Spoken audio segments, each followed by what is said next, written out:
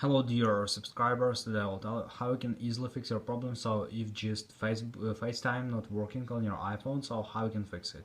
So first thing, just go to the settings, and in the settings you need to find here general. In the general, just scroll down, just tap on shutdown, slide the power off, wait a few seconds and just power on your phone again. So just simple restore your phone. And if it doesn't help you, if you still have this error, so you can also just try to update your iPhone. So just go to the general in the settings, and now just open software update, and if you see here available update, just tap on update and download and install, and wait until it will successfully install the latest updates for your iPhone.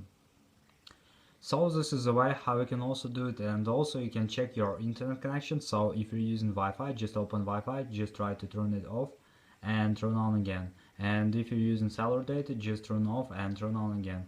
Also you can turn on airplane mode, wait a few seconds and just turn it off. So this is the way how you can also try to fix it. So thanks for watching, have a nice day, subscribe to my channel, click like, and goodbye.